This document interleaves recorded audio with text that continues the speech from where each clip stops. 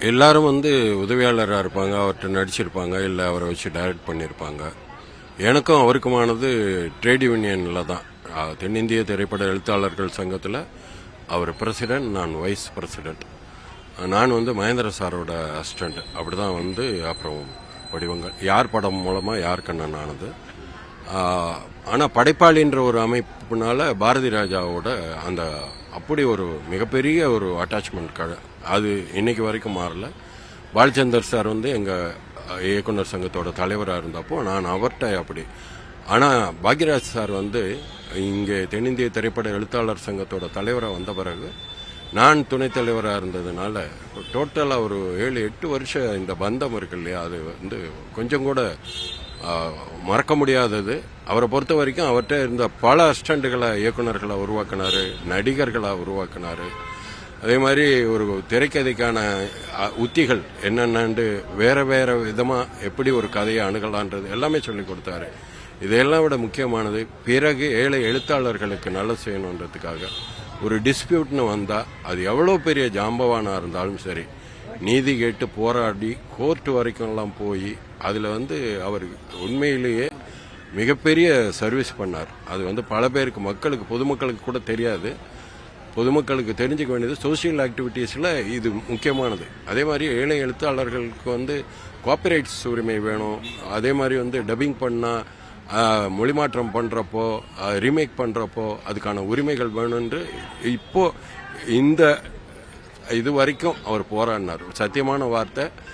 அது வெற்றி பெறாமல் அப்படியே அந்த ஒரு ஏக்கத்தோடு தான் அவர் இருந்தார். ஏன்னா இன்னும் அக்ரிமெண்ட் தயாரிப்பாளர் சங்கத்துக்கும் எழுத்தாளர் சங்கத்துக்குமான அக்ரிமெண்ட் போடப்படலை. ஏன்னா அவர் கேட்ட ஏதாவது ஒரு பர்சன்டேஜ் கொடுங்க, மொழி மாற்றம் செய்ய போகிறப்போ, பேன் இண்டியாவை போகிறப்போ அதுக்கான முன்னேற்பாடுகள் அத்தனையும் பண்ணார். ஹைதராபாத் போனார். இப்போ இந்த எழுத்தாளர்களில் பாடலாசிரியர்களுக்கு காப்பிரைட்ஸுக்கு பணம் கிடைக்குது. அதாவது ஒரு தடவை டெலிகாஸ்டாக அது கணக்கில் வருது. அந்த மாதிரி ஏதோ ஒரு காமெடி டைலாக்கோ நல்ல டைலாக்கோ திரும்ப திரும்ப திரும்ப பயன்படுத்தப்படுறப்ப அதுக்கான வந்து உரிமை தொகை வரணுன்றதில் ரொம்ப போராடிக்கிட்டே இருந்தார்.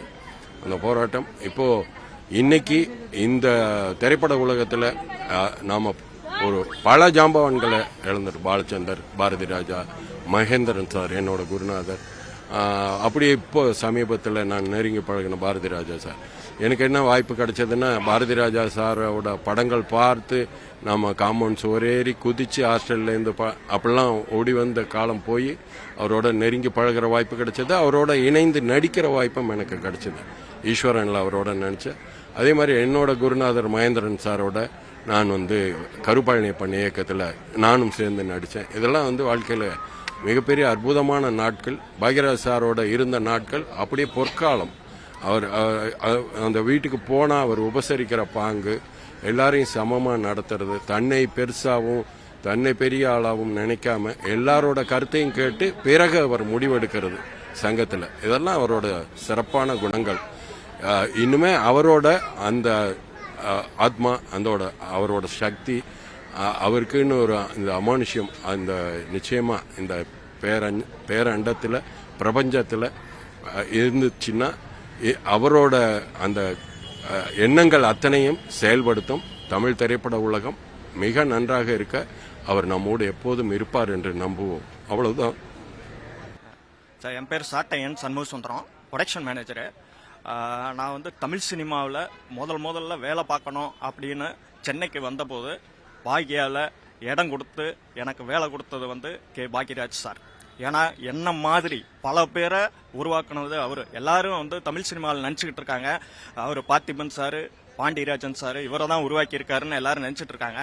ஆனால் எங்களை மாதிரி பல விதைகளை இன்னைக்கு இங்கே ஊனிட்டு போயிருக்காரு. நாங்கள் அவருடைய புகழை வந்து தமிழ் சினிமாவில் எல்லாரும் மதிக்கக்கூடிய ஒரு பெரிய இடத்துல இருக்கிறாருன்னா அதுக்கு காரணம் வந்து அவரோட எளிமையான குணம். ஏன்னா அவர்கிட்ட வந்து நான் கிட்டத்தட்ட 1 வருஷம் தான் வேலை பார்த்தேன். ஆனால் அவர் எல்லாரும் பழகுற விதமும் சரி, அவர் நடந்துக்கிற விதமும் சரி, சொந்த பையன் மாதிரி எல்லாத்துக்கிட்டையும் வந்து பழகுவார். அவர் அப்படிப்பட்ட ஒரு மனுஷன். நான் என்ன மாதிரி பல பேரை தமிழ் சினிமாவில் இன்னைக்கு உருவாக்கியிருக்காரு. அது வந்து அதனோட தாக்கம் வந்து 2000 இல்ல 2050 இல்ல இன்னும் கடந்து இருக்கும். ஏன்னா அவரோட படங்கள் என்னன்னைக்கு ஒரு சேனல் இல்லாம என்னைக்கு ஓடிக்கிட்டு தான் இருக்கு. ஏதாவது ஒரு படம் ஓடிட்டு இருக்கு. ஏன்னா அது காரணம் வந்து அவருடைய அந்த திரைக்கதை அதை வந்து யாருமே இது வரைக்கும் பண்ண முடியாது. தமிழ் சினிமாவுடைய ஒரு மிகப்பெரிய ஒரு வேண்டுகோளா நம்ம தமிழக முதல்வர் அவர்களுக்கு ஒரு சின்ன வேண்டுகோள், கே பாக்யராஜ் அவர்கள் பேர்ல ஒரு மணிமண்டபம் கண்டிப்பா கட்டணும். ஏன்னா தமிழ் சினிமாவோட பெரிய அடையாளம் அவரு, திரைக்கதையுடைய பெரிய அடையாளம் அவரு. கண்டிப்பா இதை வந்து பண்ணுவாங்கன்னு நாங்க ஒரு நம்பிக்கையோட தெரிவிக்கிறோம். நன்றி.